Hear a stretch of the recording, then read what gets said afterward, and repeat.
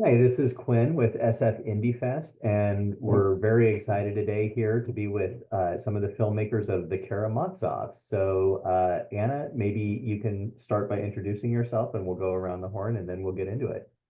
Great. Hi, I'm Anna Brenner. I am the writer, director, producer of the Karamazovs. Great to be here. Excited to be in San Francisco. Thanks for joining, Rami. Hey, my name is Rami Margron, and I am playing Liz in the film. Or I guess I'm done, but I played Liz. Tatiana. Hi, my name is Tatiana Stolpovska, and I'm DP of the Karamazovs. Excited Great. virtually to be in San Francisco. Yes, yeah, everywhere is can be San Francisco now. Um, so, Anna, can you just start by telling us about the how this originated and the play, and then talk a little bit about bringing that to the screen? Sure. Yeah, so I was just really kind of obsessed with Dostoevsky's novel, The Brothers Karamazov. And I grew up as the middle child, three siblings. And there's a section in the novel that reminded me I really connected to it, thinking about some interactions I had with my own brothers.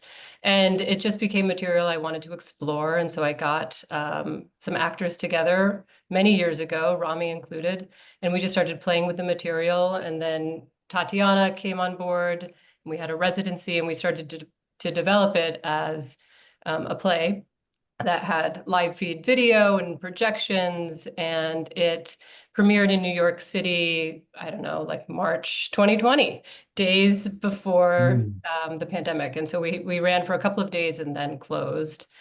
And it was just such an incredibly wonderful experience collaborating with the team, and we didn't want to see it go. And in part, we were also Rami, who had developed it for many years, was in a regional show at the time, so it sort of became an opportunity for us to have Rami join us again to adapt it to film. And since so many of us lost work for like the upcoming year and our schedules cleared, we just ran with the opportunity to adapt it. And we brought in some producers and pretty quickly went into production for the film that we then shot in the winter of 2021. And Rami, the film focuses a lot more on Liz than I remember in reading the book years ago. Um, can you talk a little bit about what was interesting to you about that character, and the kind of decision to kind of have that as just have Liz as one of the kind of central characters in as a focus for the film? It's interesting when a central character is somebody who is essentially overlooked. So that's a huge part of Liz's relationship to the other characters, is that Liz is there and has been there the whole time and isn't really seen by them. And so, and is sort of like an ultimate observer and participant, but like participates in a different way than the family does. What was your question again? I was curious about this, but I mean, it's been a while since I read the book, but I was really kind of taken with the emphasis that was put on your character in the film, and Mhm. the role of I was thinking a lot about like the invisible labor of caregiving, and kind of these people who were kind of peripheral to a family. And I was just wondering about, in as you were iterating this from the novel to the stage to the film, what those discussions were like, and what how you saw it as an interesting character to focus on. I think you have articulated that. Yeah. Yeah, I mean, I would add that, like, so just for the people listening, Liz is based on Smirdyakov, or however that is correctly pronounced. Yeah. And um and there's a mystery involved around that character, which I won't share in this interview. But so like, yeah, I don't know how and when Liz became a focal point of our version, actually, even though I think I was there. But yeah, I'm not sure how that developed, actually, but I do find like the my personal identity being mixed race and straddling worlds and feeling like part and not part of any given group that I'm in. I felt like that is always interesting to me to explore, and I feel like that is definitely part of Liz's story too. Yeah, absolutely. Tatiana, can you tell me about your role in the theatrical production, if you had a role in the theatrical production, and then translating that to the visual language of film? Yeah. So my background is documentary filmmaking. So theatrical production for me was completely new experience. I was operating live feed camera, and we put the camera on stage. So I was also on stage with the actors, which is another very new experience for me to be on stage. That was very fun, very new. So when Anna suggested to turn it into a film, that was like, why not? You already adapted Dostoevsky to a play, who like you would never do. Let's do a movie now. Let's make it even harder. And Anna, what are the themes that you kind of think that are still resonant in this material, that in the original book, and then that still kind of are particularly questions that we're still struggling with today? All the questions, all of how should we live? I mean, there's so much, I think that anything that sort of surrounds a family, and part of what is trying to be told in the novel and in the movie, is around this question of like, am I my brother's keeper?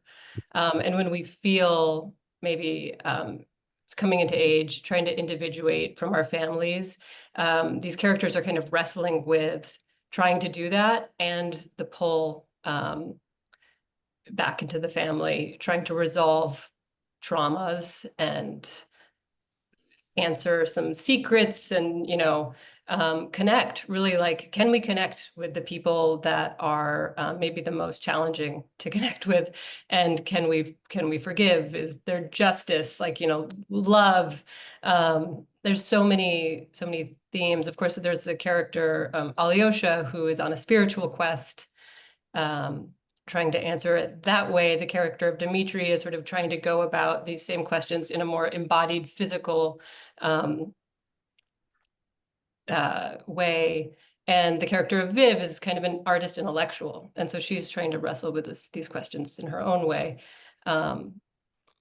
So yeah, I think I sort of joke, like, you don't have to have read the novel, but if you are a human who has a family, it hopefully will resonate with you. Absolutely. I remember I heard an interview that Tony Kushner gave at one point. He mentioned that he became really interested in Laura Bush, George W. Bush's wife, because both of their favorite novels was the brothers Karamazov. And he was like, well, if two people can be, joined together by this book, that's something that I want to explore, and there's so many different people that have connected to this source material, but I don't know anyone else that has kind of taken it to the level that you've taken it to. And I was curious about like the way that you kind of approached ideas about gender, and the way that having this cast that's a lot more diverse and interesting than just a group of dudes like that are in the novel. What were you thinking about when you were kind of beginning to think about casting, and how you wanted to kind of play with the character's perspective as it relates to gender? Right. I mean, I again, read the novel and put myself on top of it, and brought the people I am interested in working with to it. and went from there in many ways. And, you know, my interests in community and my own identity are, of course, not straight white male. So I just wanted to bring a queer perspective, a feminist perspective, with, you know, Rami's involvement and our producer's involvement, you know, have the voices of people of color involved as well. And it just makes sure, you know, I just feel like that's the problem with these amazing classics, is that they're all the same kind of character. We have these, you know, white men, and I just want to find, I think there is a path for all of us to find ourselves in these places, but it might take a little bit of updating and bringing, you know, allowing ourselves to bring ourselves to it. So I hope that answers that a little bit. But No, I absolutely. have actually a comment about it. When we had a screening in Moscow, which is my hometown, Yeah. and we had a virtual Q&A, I was the most terrified about this question because they can be pretty conservative and very sensitive about the Moscow, like Russian classic. Yeah. And I was like, oh, it's coming. But people were so open to just enjoy these characters changing their gender, and there is no problem in it. They were like, yeah, I absolutely see them that in that way. And it's like my grandmother gave me a phone call after that and said, oh, it didn't bother me a second. And I was like, go, grandma. If you can, then we all can. Absolutely. And it kind of just this idea of the timelessness of the work, you know, I think to update it and make it feel like these are people that you can relate to. There's also Rami, maybe you can speak to this a little bit, is like the setting for the film feels a little bit like set in, it could be, you know, very current, you know, or it could be completely historical. And I kind of kept going back and forth, you know, trying to locate myself in time, and it was a really interesting place to inhabit. Can you kind of speak to that? If that's something that we're thinking about, or maybe some of the like set choices and things like that that helped, you know, create the kind of look and feel for the film. Right, right. I mean, certainly while we were developing it over those years, we would play with speaking the words that were straight from the text, and we would also play with improv in our own voices. And the scenes that were written as a result were already this kind of like hopefully fluid combination of modern and more, you know, not modern speaking, like phrasing. And so I feel like that was always part of it. Um, and then that was reflected in the costume choices when it was a live theater piece. So yeah. I mean, boy, Anna, how much was that a discussion? Like, I remember it being part of what we did the whole time, but I don't remember us actually saying, we are doing this. Anna, what do you I think? mean, right. Yeah, this is an interesting thing, I think, to see on film versus the stage production, because in the theater it felt it just theatrical choices. You know, we had a lot of very theatrical costumes, things that there's one small scene in the movie where they're kind of dressing up in these costumes, and some of those are from the play, and a number of the costumes that they're wearing are also from the play. But right, because we were playing with that layering of time, you know, to some extent, like what does it mean to use this classic and bring our contemporary selves to it, and let's play with that and have that dissonance in some way. And we kept trying, you know, in the film too, as opposed to, which I think gives it a kind of, I hope, creates its own world, you know, so it feels a little bit like they really are on their own island in some way, across all times and places, because they kind of have their own rules and aren't just, you know, very straightforward contemporary costumes and language. And we were on our own island because it was during lockdown, and the 14 of us, cast and crew, quarantined together on this beautiful property in Martha's Vineyard. And it was just deserted, and it was winter. And so like it, and we were in a house that had been, the furniture, all the, you know, the things that made it clear what era had been removed. So it was, so we were just kind of living in this amorphous time. Mm. Yeah, it kind of came across that way. It was the tone of that was really fascinating to me, you know. So Anna, could you, this is your first feature directing debut, right? Yeah. Can you kind of tell me a little bit about, you know, some of the things that kind of surprised you about that process and what you're going to take with you to your next film, assuming you're going to make another film? I mean, being on the festival circuit and, you know, just sort of talking to other filmmakers and being at some Q&As, like it's just been, I've had so much gratitude for my cast and crew, like the fact that we got to make this and that we went about it in the way that we did, you know, as this kind of collective and community. And I just feel it was so magical. Like we kind of brought our tools from the theater, which are, you know, we figure things out quickly, cheaply, collaboratively. We kind of tried to make up our own ethics, you know, that I think hopefully everyone felt, you know, that we were honoring our time and energy. But I just wasn't cynical, you know, I wasn't sort of like cynical about how filmmaking works and how challenging it can be. And I think that that was such a gift. And I have learned, I mean, I really feel like I've just been through this incredible crash course in how to write, direct, produce a film. And I mean, working with Tatiana and our editor too, and composer, I mean, like learning, like working through post-production, I've just, you know, had incredible collaborators the entire time. And so like what it, you know, just again, brings the message home to me, like bring in the right people, you know, and stick to kind of like your values of working as much as you possibly can. Yeah. So final question, are you more of a Dmitry, Viv, or an Ali?